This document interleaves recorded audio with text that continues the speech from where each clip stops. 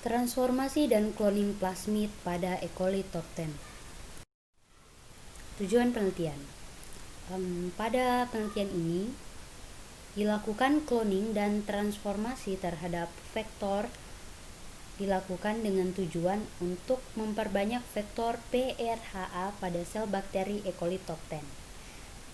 Sehingga diharapkan akan terjadi ekspresi vektor PRHA pada periplasma E. coli sehingga bisa memberikan ekspresi berupa kemampuan resisten terhadap ampicillin.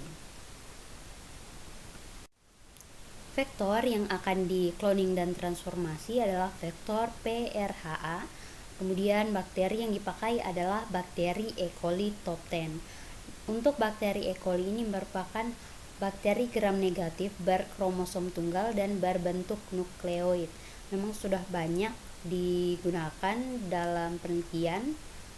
Penelitian ini sebenarnya ditujukan untuk menghasilkan vektor tertentu atau protein tertentu yang umumnya dibutuhkan dalam skala besar atau untuk mengefisiensikan ekspresi suatu gen tertentu. Pada proses ini ada beberapa tahapan dalam cloning dan juga transformasi plasmid. Salah satunya yang pertama yaitu pembuatan medium.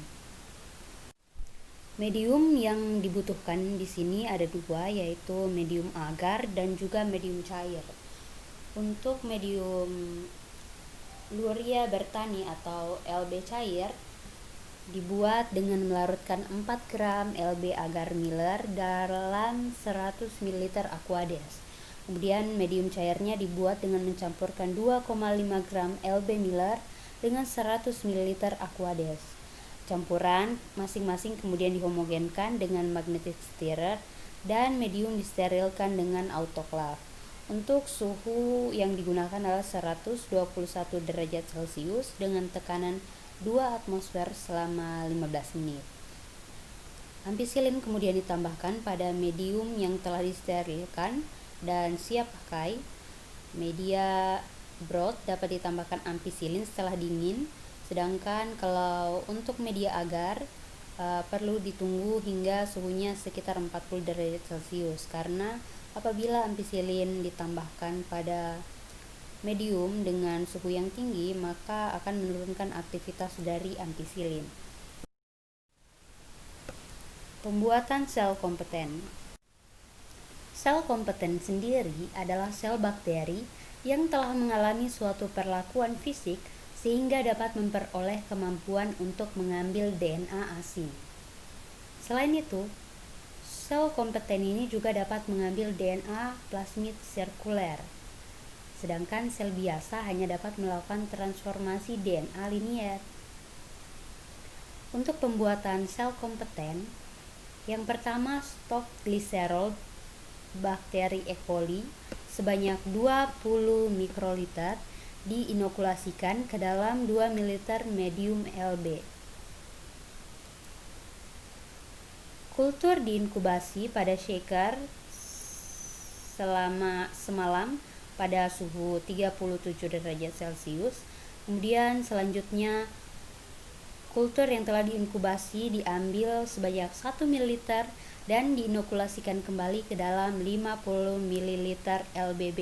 LBB di sini maksudnya medium yang cair. Kemudian kultur diinkubasi selama 2,5 jam pada suhu 37 derajat Celcius pada shaker dengan kecepatan 150 sampai dengan 200 rpm. Setelah itu kemudian dilakukan sentrifugasi. Hasil sentrifugasi berupa pelet ditambahkan 20 liter TSS sementara supernatannya dibuang. Langkah selanjutnya adalah dengan membagi pelet sebanyak 200 mikroliter ke dalam Falcon 500 ml. Falcon di sini yang dimaksud adalah tabung Falcon dengan volume 15 mili. Transformasi sumber plasmid PRHA ke dalam sel kompeten E. coli top 10. Plasmid sebanyak 2 mikroliter ditambahkan dalam tabung Falcon yang berisi 200 mikroliter sel kompeten E. coli top 10 yang telah dibuat pada tahap tadi, kemudian sambil dikocok sebentar, lalu direndam dalam es selama 20 menit. Kenapa direndam selama 20 menit? Ini untuk mempersiapkan bakterinya untuk kemudian nanti diberikan heat shock atau rangsangan panas, sehingga vektor yang kita inginkan itu bisa masuk ke dalam sel kompeten E. coli ini. Kemudian langkah selanjutnya adalah melakukan heat shock pada suhu 42 derajat Celcius selama 45 detik sambil digoyang setiap interval 15 detik. Perlakuan selanjutnya adalah kembali direndam dengan es selama 10 menit, lalu LBB ditambahkan sebanyak 800 mikroliter sehingga volume totalnya adalah 1 ml. Inkubasi kemudian dilakukan selama 40 menit, lalu kultur kemudian ditumbuhkan dengan metode pour plate pada medium LB. Medium yang digunakan adalah medium LB agar yang mengandung ampicillin. Isolasi plasmid. Isolasi plasmid ini dilakukan sesuai protokol produsen Qiagen menggunakan plasmid or cosmic DNA purification using Qiagen plasmid media kit. Jadi di sini digunakan alat yaitu Qiagen plasmid media kit yang kemudian gambarnya akan ditampilkan. Yang terakhir, elektroforesis gel agarosa dan visualisasi UV. Ini lebih kepada metode pengecekan untuk melihat apakah vektor yang kita inginkan itu masuk ke dalam sel kompeten E. coli atau tidak. Berikut tahapannya. Yang pertama, agar disiapkan sebanyak 1 gram dan dicampur dengan teh sebanyak 1%, sebanyak 100 ml, kemudian dipanaskan dalam oven hingga mendidih. Kemudian ETBR atau ethidium bromida yang merupakan pewarna fluorescence ditambahkan sebanyak 5 mikroliter saat agar masih panas dan dilakukan di ruangan asam. Dikocok agar campurannya homogen. Kemudian sisir dipasang pada cetakan gel, kemudian agar dituang dan ditunggu hingga dingin dan memadat.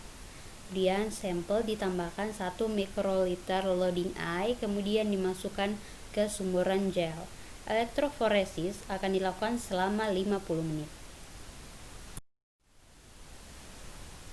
Berikut adalah hasil pengujian. Pada gambar 1.1 merupakan E. coli top 10. Pada LB ampicillin ini menunjukkan bahwa bakteri E. coli ini mampu tumbuh pada medium yang berisi ampicillin. Hal ini terjadi karena bakteri E. coli ini sebelumnya telah dilakukan transformasi dan disisipkan dengan vektor PRHA yang merupakan langkah awal yang menghasilkan koloni yang tumbuh pada medium yang mengandung ampicillin. Kemampuan resistensi terhadap ampicillin ini merupakan bentuk ekspresi dari gen AMP yang terdapat pada vektor PRHA. Ini menandakan bahwa plasmid vektor telah berhasil masuk ke dalam sel kompeten E. coli top 10 dan mampu terekspresi. Proses inkubasinya dilakukan selama 16 jam pada suhu 37 derajat Celcius. Perlakuan yang sama dilakukan pada kontrol transformasi. Sebelumnya, di media ampicillin, sel kompeten E. coli itu tidak dapat tumbuh karena tidak resisten terhadap ampicillin. Jadi ini membuktikan bahwa sel kompeten E. coli memang tidak resisten terhadap antibiotik ampicillin. Ini merupakan hasil elektroforesis. Sumber vektor PRHA diisolasi dari E. coli top 10 menggunakan kit dari produsen Qiagen. Kemudian keberadaan plasmidnya pada gel elektroforesis ditunjukkan dengan adanya pita-pita berwarna putih cerah pada saat visualisasi dengan sinar UV menggunakan gel DOF.